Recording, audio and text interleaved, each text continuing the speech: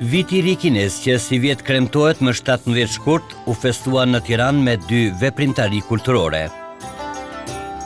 Ambasadorja e Republikës Popullore të Kinës në Shqipëri, Pan Chun-shue, foli për njohjen botërore të vitit të ri kinez dhe ndau me të pranishmit urimin për një vit të ri në paqe dhe begati.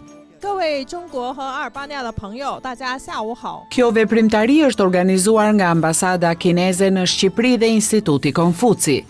Viti i ri kinez është një fest tradicionale, por para 2 vitesh u përfshi në trashëgimin kulturore të UNESCO-s dhe tani është një fest ndërkombëtare. Tani është koha për të bashkuar me familjarët dhe miqtë tanë. Po vjen viti i kalit, simbol i mençurisë dhe guximit. 马年吧，龙马精神，一马当先，马到成功。祝大家春节愉快，谢谢。 Në veprimtarinë organizuar në Institutin Konfuci të Universitetit të Tiranës për festën e pranverës, Viti i ri kinez, student kinez të gjuhës shqipe pranë Universitetit të Tiranës prezantuan nëpërmjet videove traditën e lashtë të vitit të ri kinez, që si vjet është viti i kalit. Ne jemi studentë kineze nga Universiteti i Gjuhëve të Huajit të Ginit. Festa e pranverës ka edhe një kuptim shumë të rëndësishëm. Njerëzit përdoren edhe dekorime të tjera tradicionale për vitin e ri, të cilat shprehin urimet jo vetëm me simbole, por edhe me fjalë të shkruara. Varërismat pranverore janë vargje tradicionale që vendosen në të 2 anët, ato përbëhen nga 3 pjesë. Drejtori i Institutit Konfuci të Tiranës, Zhen Baoguo, për grupi mediatik të Kinës, foli rreth organizimit të kësaj veprimtarie. Ne jemi shumë të lumtur për organizimin e kësaj veprimtarie në Institutin Konfuci. Këtë vit kanë marrë pjesë shumë njerëz që po praktikojnë shkrimin e karaktereve kineze me rastin e vitit të ri kinez, që janë pjesë e trashëgimisë kulturore botërore të Kombeve të Bashkuara. Intangible heritage of the United Nations. Është e bukur të ndajmë kulturën tonë dhe të festojmë së bashku vitin e ri kinez. Chinese cultures to celebrate the new year. Në krahasimi midis festivalit të pranverës në Kinë dhe ditës së verës në Shqipëri. Merita, studente kineze e gjuhës shqipe, foli për ngjashmërinë mes festës së pranverës në Kinë dhe ditës së verës në Shqipëri. Të dyja festivale janë shumë të ngjashme dhe ne kemi aktivitete të shumta dhe kemi ambient të ngrohtë për të festuar së bashku. Edhe ne studentë kineze jemi me nder dhe kënaqësi të mëdha të qëndrojmë këtu për të festuar këtë fest së bashku. Ne kemi kuptime kulturore shumë të mira për vitin e kalit. Ne kemi një shprehje ulimi që quhet Ma Dao Cheng Gong, do me thënë ju uroj suksese të menjëhershme.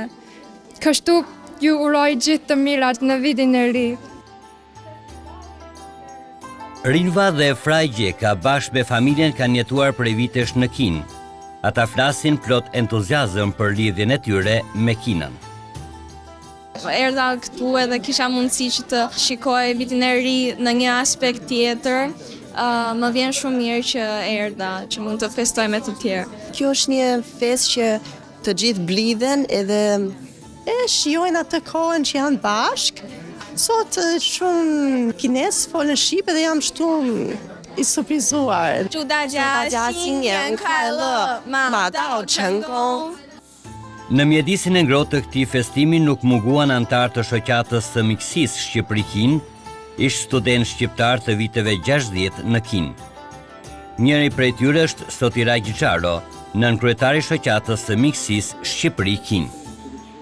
Jam student, kam studuar në Kinë që nga vitin 1961, nga 100 studentët e parë të Shqipërisë. Tani vazhdoj me gjuhën kineze, edhe jap dhe mësim, edhe kemi pjesëmarrje edhe në shoqatën e miqësisë Shqipëri-Kinë dhe bëjmë gjithë një aktivitete lidhur me miqësinë me popullin kinez, gjë të cilën ne kemi në zemër dhe nuk e harrojmë kur. Ky vit është viti i kalit, është viti i fatit, i lumturisë, i suksesit, më mirë me thënë. Të pranishpit ndoqën me interes kumtesën për përqafimin nga bota të festës së pranverës, e cila në vitin 2024 shpall nga UNESCO si pjesë e trashëgimisë kulturore botërore. Ata provuan njohuritë e tyre në shkrimin e karaktereve kineze.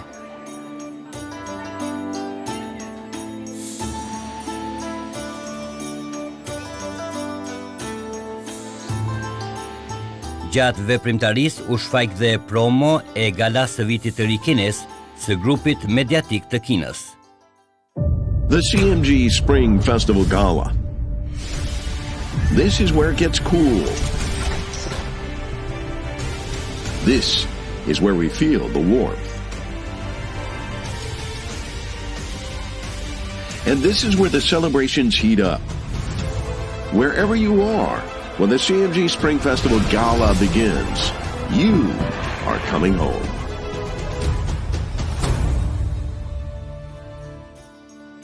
Ndërsa në veprimtarin festive për kremtimin e vitit të ri kinez në një nga restorantet kineze të Tiranës, përsolli urimin e tij kryetari i shoqatës së miqësisë Shqipëri-Kin, Spartak Nano. Si kryetari i shoqatës së miqësisë Shqipëri-Kin, uroj të gjithë shqiptarët që janë në Shqipëri dhe kanë mbaruar studimet në Kin, por edhe kinezët që janë në Shqipëri dhe punojnë, për të pasur një vit të mbarë dhe jetë të mbarë. Drejtori i Institutit Konfucit të Universitetit të Tiranës, Zhen Baoguo, uroi për një vit të suksesshëm në shenjën e kalit. Ai tregoi historinë mijëravjeçare të kësaj feste tradicionale kineze dhe kremtimin e saj tashmë në mbar botën si simbol i bashkimit familjar. Student shqiptar të gjuhës kineze pranë Institutit Konfuci, bashkë me studente kineze në Universitetin e Tiranës, përgatitën një nga simbolet e tryezës së vitit të ri kines, Jiaozi. Ato përsollën emocionet e tyre në mikrofonin tonë. Ky gatim tradicional kinez, Jiaozi, është diçka tradicionale në vitin e ri kinez, në të cilin në një petë rrethore vendoset mishi bashkë me perime dhe pastaj zihet, ose mund edhe të skuqet dhe është goxha e shishëm. Kam provuar edhe ta bëj vetë, po ama nuk kam arritur dot, kështu që do arrit ta bëj sot dhe besoj se do të bëj diçka të mirë. Unë prova që të gatuaj Baozi dumplings. Ishin pak të vështira, por pasi bëra disa prova ishin më të lehta. Është një nga ushqimet të mia më të preferuara, edhe i pëlqej shumë. Shinjen Kuajle. Të pranishëm në mbrëmjen festive ishin dhe dekania e Fakultetit të Gjuhëve të Huaja në Universitetin e Tiranës, profesoresh Esmeralda Kromila, sinologu i njohur Ilyas Pahiu, diplomat dhe pjesëtar të komunitetit kinez në Tiranë. Festa e vitit të ri kinez në Tiranë përsolli mesazhe dhe urime në kinezisht dhe shqip për një vit të ri në paqe dhe begati në mbar botën.